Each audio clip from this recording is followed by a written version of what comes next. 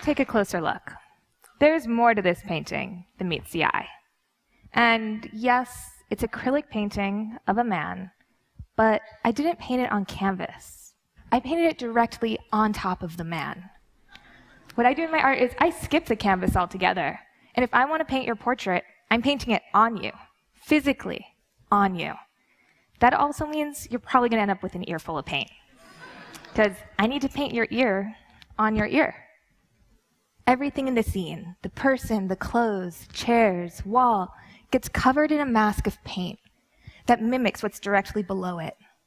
And in this way, I'm able to take a three-dimensional scene and make it look like a two-dimensional painting. I can photograph it from any angle, and it will still look 2D. There's no Photoshop here. This is just a photo of one of my three-dimensional paintings. You might be wondering how I came up with this idea of turning people into paintings. But originally, this had nothing to do with either people or paint. It was about shadows. I was fascinated in the absence of light, and I wanted to find a way that I could give it materiality and pin it down before it changed. I came up with the idea of painting shadows. I loved that I could hide within this shadow my own painted version, and it would be almost invisible until the light changed, and all of a sudden, my shadow would be brought to the light. I wanted to think about what else I could put shadows on. And I thought of my friend Bernie. But I didn't just want to paint the shadows. I also wanted to paint the highlights and create a mapping on his body in grayscale. I had a very specific vision of what this would look like. And as I was painting him, I made sure to follow that very closely. But something kept on flickering before my eyes. I wasn't quite sure what I was looking at. And then when I took that moment to take a step back, magic. I had turned my friend into a painting. I couldn't have foreseen that when I wanted to paint a shadow, I would pull out this whole other dimension, that I would collapse it, that I would take a painting and make it my friend, and then bring him back to a painting.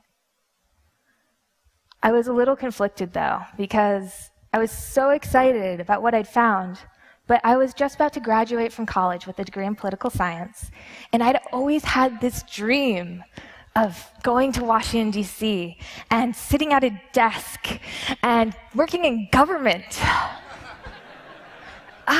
Why did this have to get in the way of all that? I made the tough decision of going home after graduation and not going up to Capitol Hill, but going down to my parents' basement and making it my job to learn how to paint. I had no idea where to begin. The last time I'd painted, I was 16 years old at summer camp. And I didn't want to teach myself how to paint by copying the old masters or stretching a canvas and practicing over and over again on that surface, because that's not what this project was about for me. It was about space and light.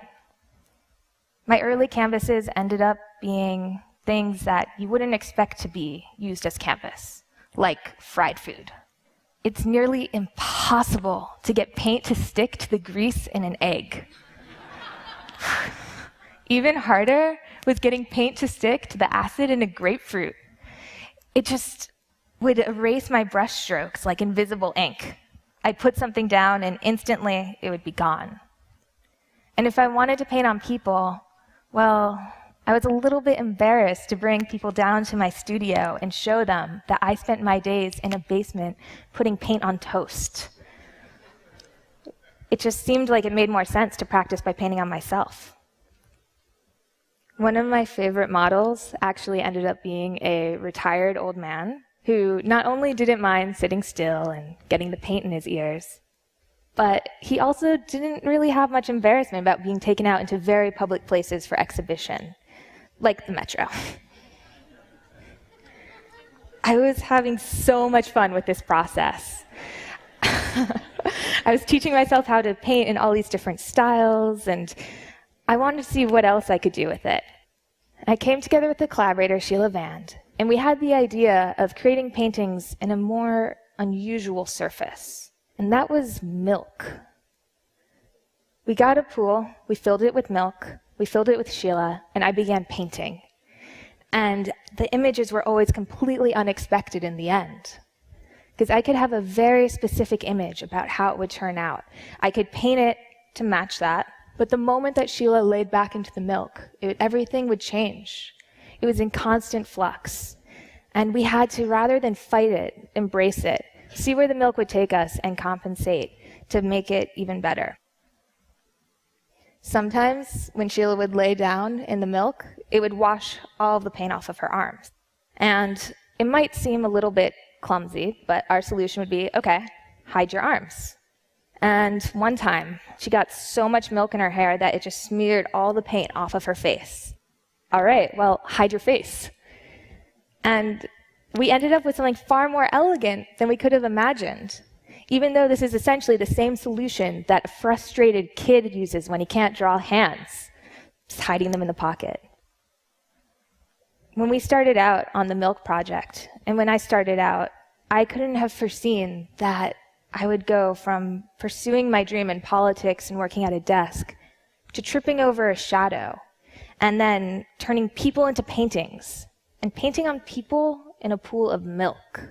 But then again, I guess it's also not unforeseeable that you can find the strange in the familiar, as long as you're willing to look beyond what's already been brought to light, that you can see what's below the surface, hiding in the shadows, and recognize that there can be more there than meets the eye.